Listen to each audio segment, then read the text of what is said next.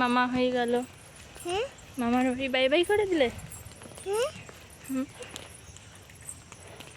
আবার আসবো।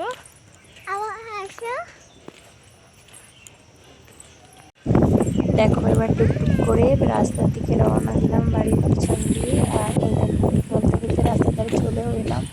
আর এই দিকটাতে একটু দাঁড়িয়ে আছি আমি, কারণ এখানে টোটো আসলে দাঁড়িয়ে নেই টোটোয়। তো ওখানে দাঁড়িয়ে 2-3 ফটো তুলে নিলাম। তারপরে দেখো সবাই মিলে দাঁড়িয়ে আছি গাড়িতে তুলে দেওয়ার জন্য। আর এদিকে দেখো টোটো এসে গিয়েছে, সবাই মিলে তুলে দিল। টোটো থেকে নেমে আমরা অটো উঠে বললাম। এইভাবে আমরা 4টে অটো, বাস এরকমভাবে 4টে চেঞ্জ করে তারপরে বাড়িতে আসি।